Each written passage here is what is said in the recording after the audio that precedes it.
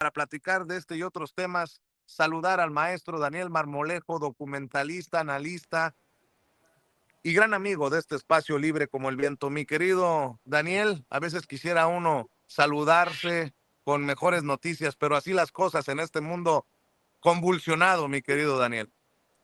En un mundo muy triste que se está radicalizando, Vicente, cuando el inicio de año comenzó de manera muy precipitada, muy acelerada con el secuestro de Nicolás Maduro, con el plan de paz para Gaza tras el genocidio que no ha parado, y con el ataque muy importante que se ha perpetrado contra el pueblo persa, contra Irán, y que pone de cabeza pues a gran parte de la región del Medio Oriente, los países del Golfo Pérsico, en donde hay pues bases militares norteamericanas, sistemas de defensa de radares, y todos apuntando en contra de Irán. Cuando esto sucede, Vicente, en el medio de una negociación de acuerdos nucleares. Los acuerdos nucleares llevan ya mucho tiempo. De hecho, Obama pues también estuvo en esta lógica de acuerdos y que le sirvieron a Irán para tratar de quitarse una serie de sanciones hacia su economía. Una economía que ha estado muy limitada por los Estados Unidos y que ha logrado alternativas a través del sistema BRICS y de las estrategias de la nueva ruta de la seda. Y hoy el asedio contra Irán se da justamente en el medio de acuerdos que se tendrían que seguir celebrando, como por ejemplo el día de hoy había otra reunión en Viena, en Austria, para pues establecer condiciones de paz y de que Irán no tenga un plan armamentista de tipo nuclear.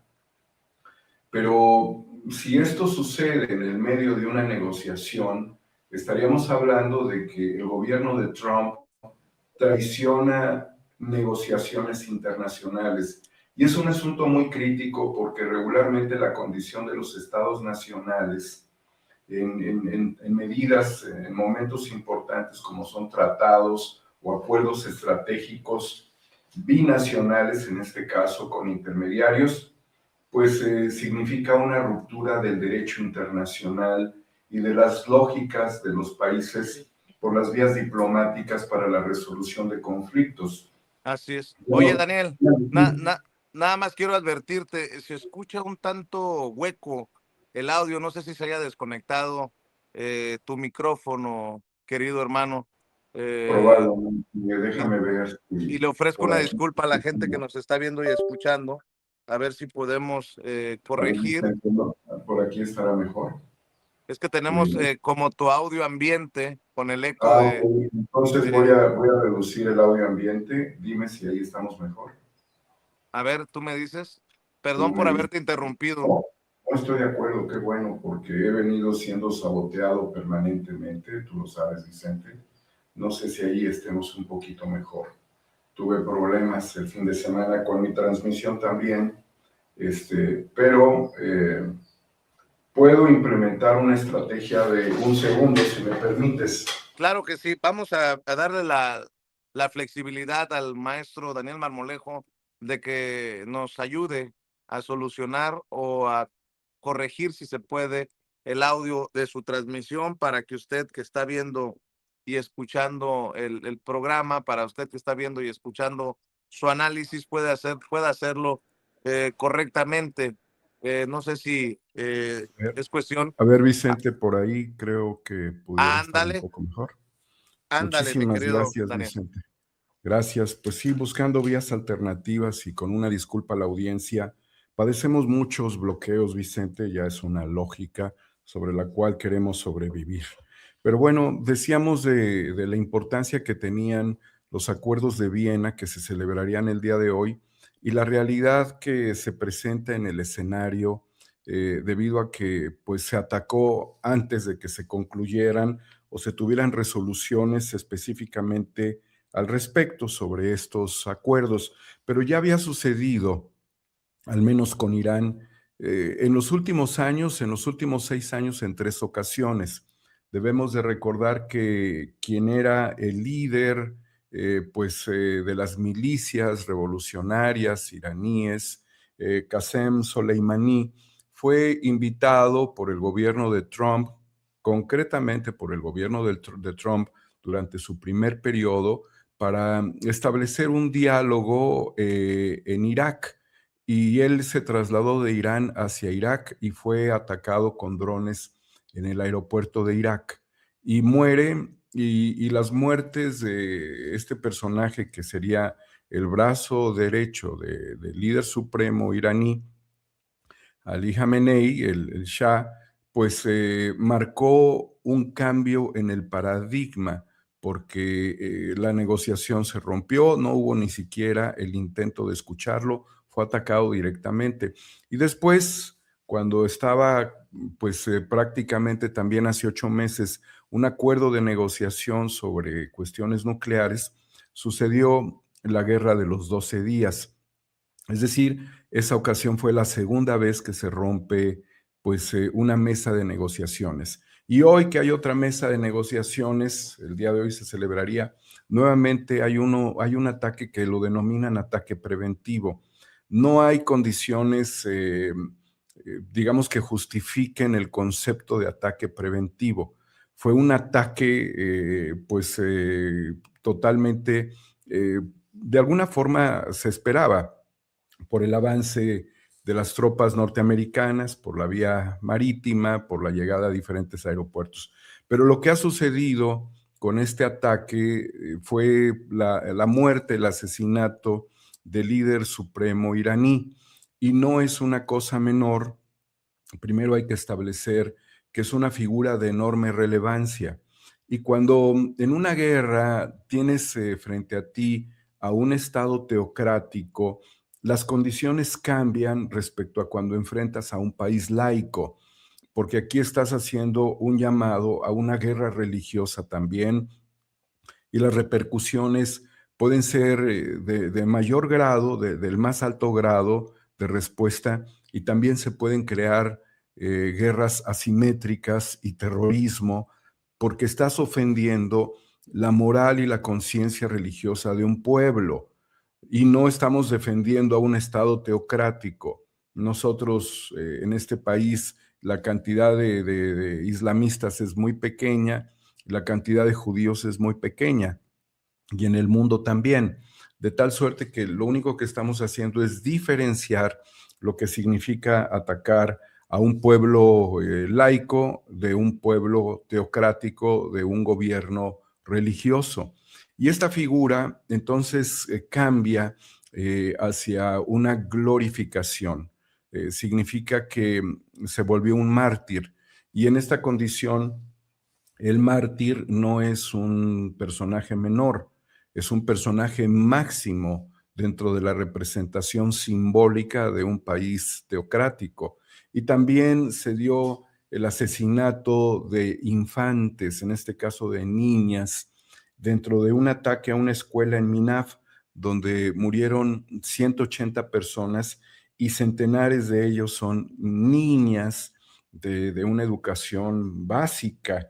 Entonces, tocar a la población infantil lo pudiéramos nosotros llamar un infanticidio, porque esta situación que ha tratado de tergiversar la prensa occidental, diciendo que no fue en Irán, cuando pues ya está totalmente comprobado, demuestra algo que es fundamental, que a Estados Unidos no le importa la población civil, que a Israel y a Estados Unidos no les importa la población Bueno, infantil.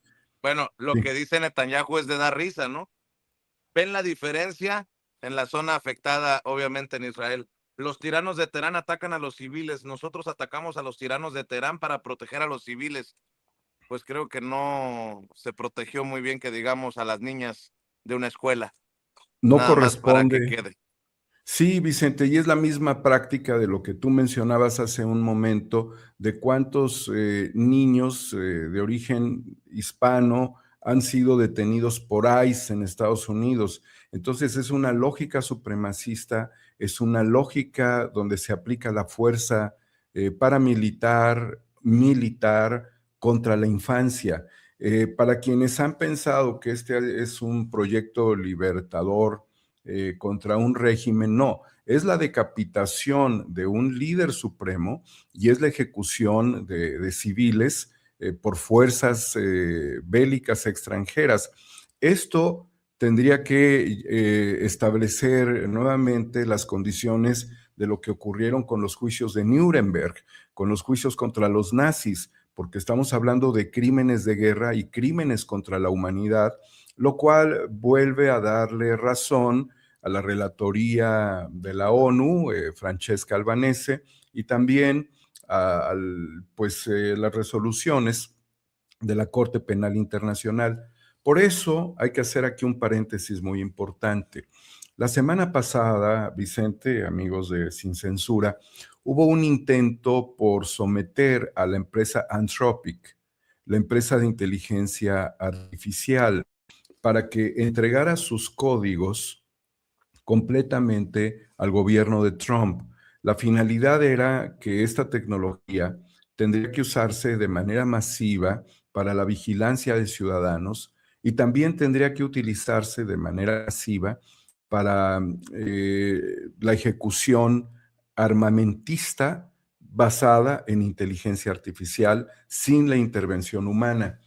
Anthropic contuvo esta situación a pesar de los contratos inmensos que iba a recibir por parte de la defensa, más bien del gobierno de Estados Unidos y su departamento de guerra, ya no es de defensa, queda evidenciado desde siempre y ahora ya no hay cinismo, es evidente.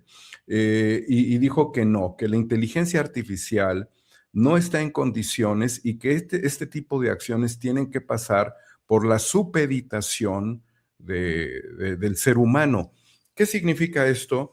Que querían dejar al arbitrio de una inteligencia artificial, y eso de al arbitrio te diría que no, pero querían echarle la culpa a la inteligencia artificial de que todo lo que tenga que ver con ejecuciones, con masacres, con genocidios, no tuviesen una responsabilidad histórica, una responsabilidad política, una responsabilidad humana, sino que fuese prácticamente la inteligencia artificial.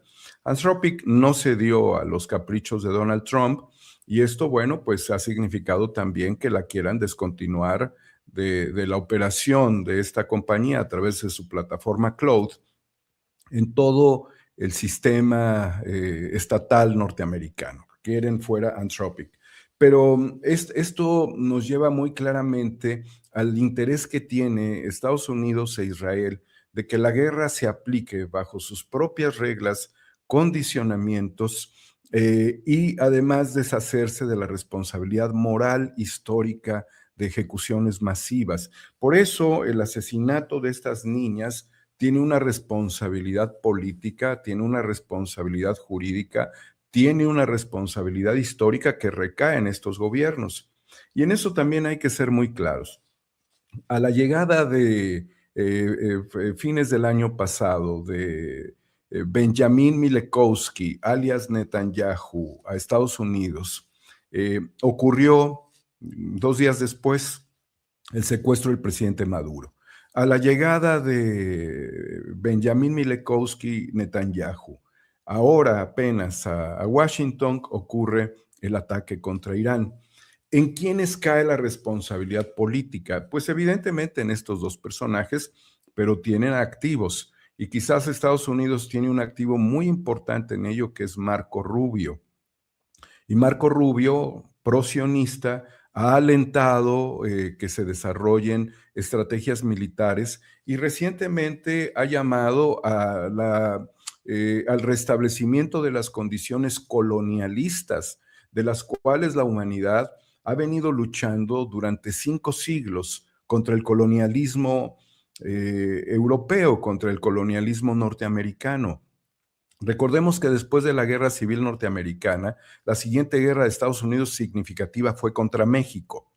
Así es que el llamado a rememorar como un periodo glorioso el colonialismo, que significó destrucción, expoliación, esclavitud, sometimiento, tragedia, deshumanización, pobreza en grado máximo a muchas regiones del mundo, y seguimos viendo los efectos en Haití, lo seguimos viendo en muchas regiones de América Latina, y también vemos gobiernos entreguistas como el del patológico del pañal, alias el presidente Milei de Argentina, votado por su propio pueblo. El pueblo no siempre es sabio. Nos damos cuenta, Vicente, de que esa es la lógica del restablecimiento neocolonial hacia el siglo XXI.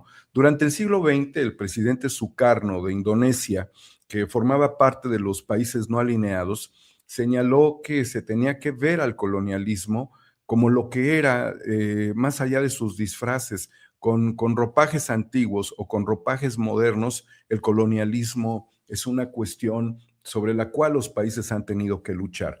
Entonces, estas decapitaciones, estos secuestros de presidentes, esta expoliación de los recursos energéticos, la carta que México firmó de un acuerdo de entendimiento con Estados Unidos por el tema del litio, son asuntos muy críticos. Y bueno, yo al referirme en el caso de Marco Rubio, es que si la operación militar estadounidense tiene fallas, tiene problemas, porque hay que señalar pues que ha habido un ataque a una planta desalinizadora pues en Israel, que también está Qatar suspendiendo la producción de gas natural después de que se dio un ataque contra la refinería más importante de Arabia Saudita. Señalar también que hubo ataques contra instalaciones nucleares en Irán, y que estas corresponderían, lo voy a poner entre comillas, pero a un proyecto de paz. Energía para la Paz, que también las bases en Kuwait estadounidenses han sido atacadas. En Bahrein también tenemos un ataque tremendo perpetrado por Irán. Entonces se suman 3 petroleros, tanto norteamericanos como británicos, que han sido atacados y que estarían prácticamente en condición de hundimiento justamente en el estrecho de Hormuz, que es una distancia muy corta de punta a punta, controlado por Irán, donde pasa el 20% del petróleo del mundo, y principalmente viaja esto hacia China. La configuración energética del mundo se vuelve compleja.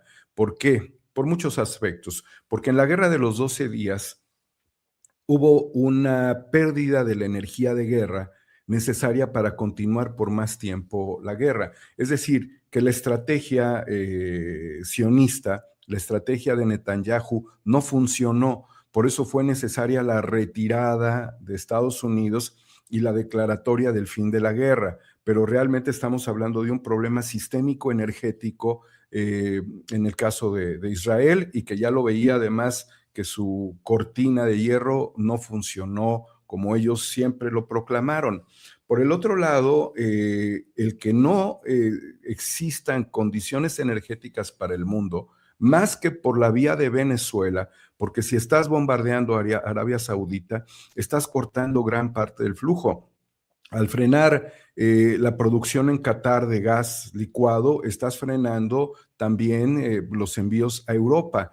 Kuwait y Francia tienen un acuerdo de 60 años que también está en riesgo en este momento.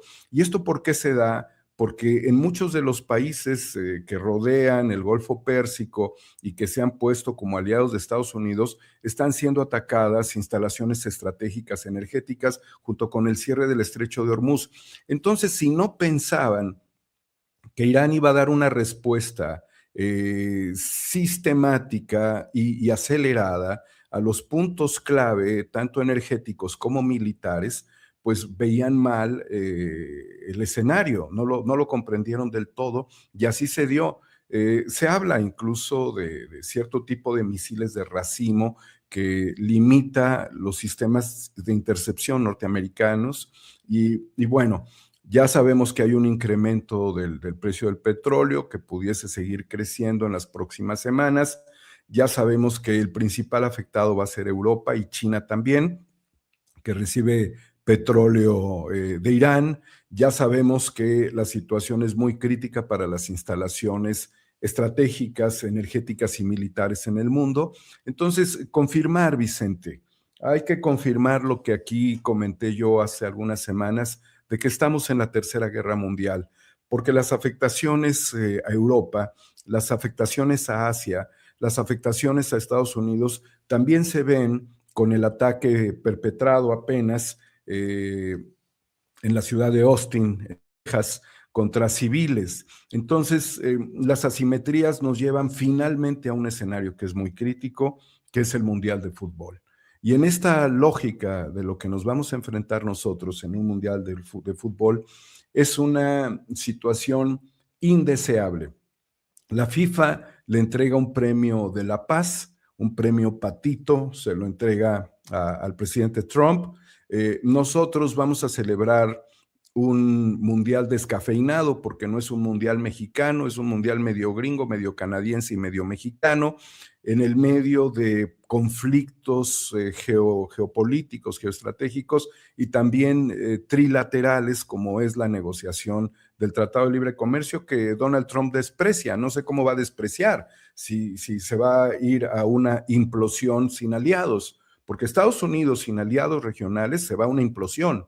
Y hoy estamos viendo pues un acelerado ascenso de los opositores, incluso republicanos, contra Trump, y están los archivos Epstein de por medio. En el medio de todo esto estamos hablando de que el ataque contra Irán, el problema interno de Estados Unidos, la relación patológica, porque todo el que ame la guerra y el que en este momento aplauda las acciones de un lado o del otro es patológico, punto y aparte. Entonces, esto se debe fundamentalmente al consenso Epstein, que fue desarrollado por la estrategia sionista de Netanyahu para tener el control de los líderes occidentales. Vicente, va a ser muy difícil celebrar un mundial de fútbol, va a ser muy difícil para la seguridad pública, porque también lo estamos viendo en Jalisco, la Ciudad de México también es sede mundialista, entonces no es para nada un panorama favorable para el mundo, porque estamos en la Tercera Guerra Mundial. Y bueno, el panorama complicado, y vamos literalmente saliendo de una pandemia para ahora entrar a un conflicto de grandes magnitudes, todo parece indicar. Y bueno, espero que estemos al pendiente también de informarnos correctamente, porque la guerra también está en las redes sociales, la guerra también se está dando en los medios de comunicación. Y mi querido Daniel Marmolejo, te pido por favor que cerremos invitando a la audiencia a que te sigan, a que te apoyen en tus redes sociales. Gracias, querido Vicente. 4A República en YouTube, Homo Ex Novo en Facebook, y estar muy atentos porque independientemente de las filias y de las fobias, quienes pagan las consecuencias de la guerra es la población. Hasta donde se sabe, o sea, ha circulado en el medio de la guerra informativa y de las redes sociales, Netanyahu no estaría específicamente en Israel. Eso es muy probable. De hecho, su familia vive en Estados Unidos. Mileikovsky no estaría en Israel. No lo sabemos, es probable que no. El ayatollah muere en Irán, ¿sí? Y si acaso reconocer algo finalmente, Vicente, para cerrar esta oportunidad de dialogar contigo. Los pueblos tienen herencias culturales. Irán es un lugar que forma parte de una tradición cultural histórica milenaria que viene desde mucho antes del islamismo, desde mucho antes del zoroastrismo, que fue la primera religión monoteísta, que incluso tenía un plan para la población persa. Es una cultura histórica fundamental. Entonces nosotros podemos sentir también los agobios de un régimen dictatorial de 34 años, el de equivalente casi al de Porfirio Díaz, en el caso del ayatollah, ¿sí? De la revolución islámica también, podemos sentir diferencias con ellos, pero es un pueblo que se mantenía contenido, y es un pueblo de mucha tradición y de mucho valor histórico. y lo pongo por encima de los fenómenos y de la circunstancia religiosa y de regímenes que tienen los pueblos a lo largo de su vida. Hay que tener siempre un respeto por las culturas antiguas. Y en el caso de nosotros, de México, que se nos ha ninguneado, que se nos ha expuesto por el crimen organizado, se ha hecho también un rescate de los valores ancestrales que al menos en el continente deben de llevar más de 20,000 años y que significaron muchos procesos prehistóricos, históricos, muy complejos, donde la visión occidental que nosotros tenemos es por mero accidente de desembarque europeo, porque nosotros sí teníamos también un proceso histórico, pero hoy somos la suma de ambas cosas. Así es que por eso siempre exigiremos un respeto a los Estados Unidos, quienes se constituyeron en 1774. Nosotros estamos aquí miles de años atrás. Muchísimas gracias por la oportunidad, querido Vicente, y un saludo fraterno a la audiencia para que nunca deje de apoyarte. Muchas gracias, mi querido Daniel Marmolejo. Te mando un abrazo, el maestro Daniel Hasta luego. Marmolejo, hablando con nosotros sin censura.